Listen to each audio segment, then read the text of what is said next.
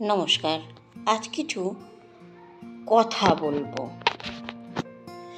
এখনকার সমাজের প্রতিটা মানুষ যখন একটু বয়স হয় তখন আমাদের মানুষগুলো কি করি, একটু চুল রং করে তারপরে একটু বয়সটা যাতে কম দেখায়, দেখতে ভালো লাগে, এই জিনিসটা আমরা শুরু করেছি।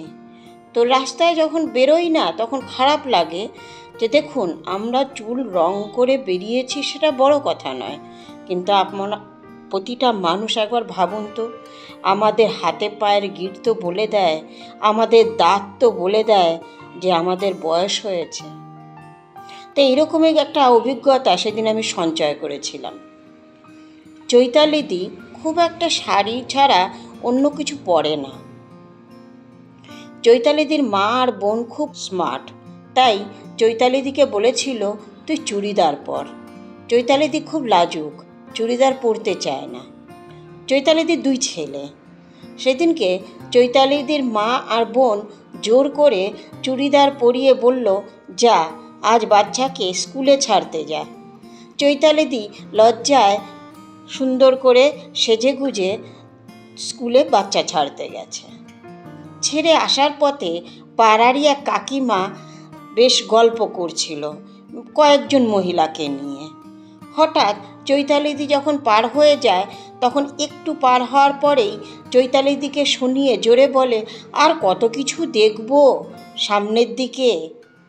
চৈতালিদি একটু থেমে গেল, থেমে গিয়ে পিছন ঘুরে কাকিমাটার দিকে তাকালো, কিন্তু কিছু বলেনি। আসলে চৈতালিদি খুব একটা কারোর সাথে ঝগড়া লড়াই করে না, কারোর সাথে খারাপ ব্যবহারও দেয় না।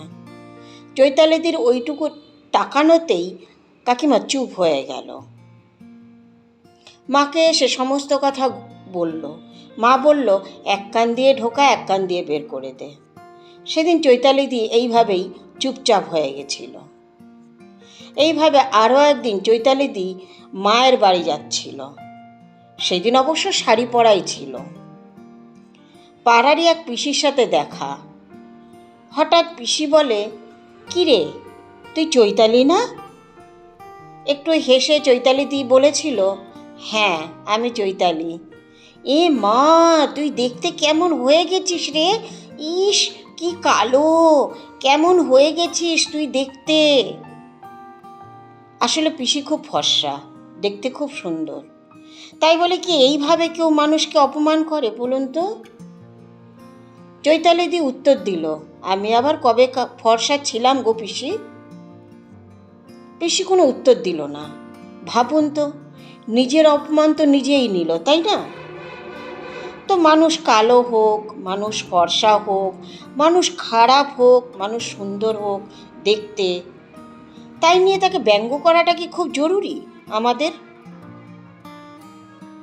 এইভাবে প্রতিটা মুহূর্তেই কোনো না কোনো মানুষ কিন্তু কোনো না কোনো মানুষের দ্বারা ব্যঙ্গ হচ্ছেন। তাই প্রতিটা মানুষকে বলি, আগে মনুষ্যত্বটা রাখুন। কে কি পড়লো, কে কি করলো, তাতে কি আসে যায় আপনার আমার?